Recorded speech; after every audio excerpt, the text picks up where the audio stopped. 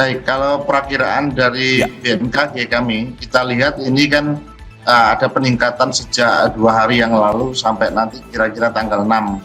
ya. Kemudian tanggal 6 dia akan mereda 1 minggu dan itu akan meningkat lagi nanti sampai tanggal 28. Pantauan kami, jurnalis kami di lapangan untuk 3 wilayah di wilayah Jabodetabek yang saat ini masih terendam banjir. Untuk di kiri atas layar Anda berada di wilayah Kebonpala, Jakarta Timur. Persis di sebelah kanannya merupakan visual yang datang dari wilayah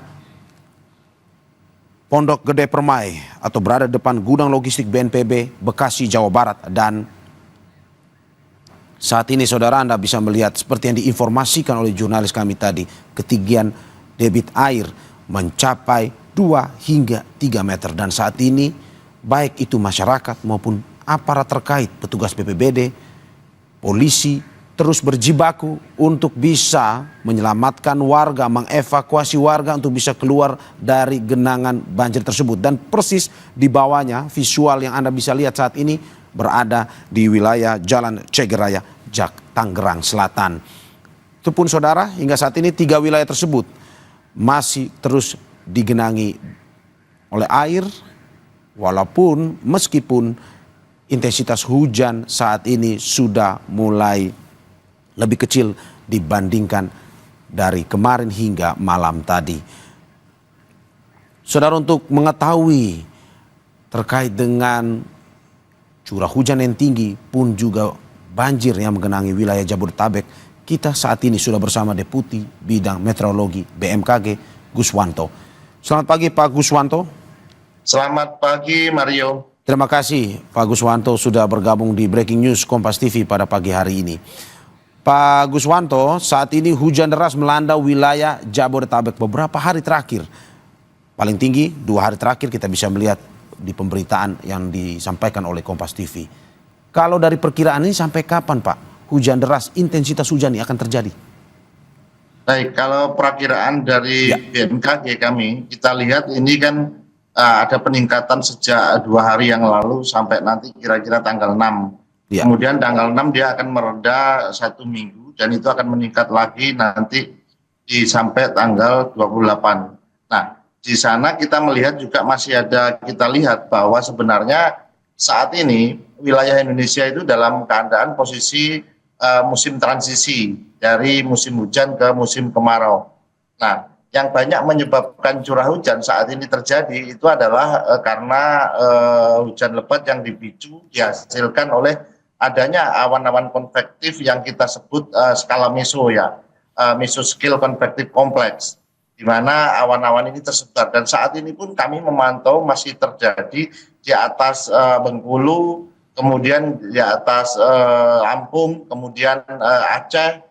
Kita juga melihat bahwa adanya sirkulasi siklonik di atas Pulau Kalimantan, khususnya Kalimantan Barat, Kalimantan Tengah, dan Kalimantan Timur. Kita juga melihat di sisi utara daripada Sulawesi juga masih terjadi. Dan untuk di Jawa sendiri, kalau kita lihat dalam 1-2 hari ini akan mengalami penurunan seperti yang kami sampaikan tadi. Ini masih akan naik sampai tanggal 6, kira-kira tanggal 6 akan menurun. Seperti itu. Oke Pak Guswanto, Anda tadi menyampaikan bahwa sampai tanggal 6 puncaknya akan turun. Dari saat ini tanggal 4 hingga tanggal 6, apakah intensitas hujannya akan sama atau bisa terus naik sebenarnya sampai tanggal 6 tersebut? Ya, kalau kita lihat sampai tanggal 6 kemarin itu akan intensitasnya akan menurun. Kalau kita lihat sebagai contoh ya, pada tanggal 2 menuju tanggal 3 itu curah hujan tertinggi itu ada di wilayah Gunung Mas sekitar 195 mm, dan hari ini tanggal 3 sampai tanggal 4 itu terjadi sekitar 208. Nah, diprediksi kemungkinan besok itu akan mengalami penurunan sampai tanggal 6, walaupun pasti posisi itu adalah posisi menurun ya, namun potensinya masih terjadi.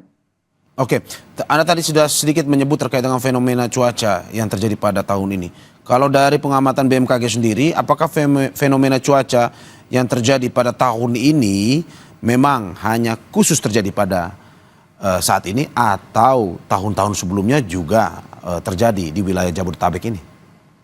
Jadi kalau kita lihat fenomena yang terjadi akhir-akhir ini 2 hari belakangan ini itu sebenarnya lebih disebabkan karena adanya mesoscale konvektif kompleks ditambah dengan adanya sirkulasi siklonik atau konvergensi dan pertemuan konfluensi daripada awan-awan hujan. Jadi sehingga sangat berbeda dengan yang terdahulu. Kalau beberapa hal kita melihat adanya sewakan dingin, tapi saat ini sewakan dingin ini tidak muncul, namun yang lebih muncul adalah mesoscale konvektif kompleks, dan ini masih masif, biasanya disebabkan oleh adanya kolam dingin ataupun kita lihat juga adanya adveksi ya daripada udara itu sendiri. Ini yang lebih ya, menyebabkan, dan ini kita lihat nanti akan berakhir kira-kira April, Mei, akhir April lah kalau kita lihat.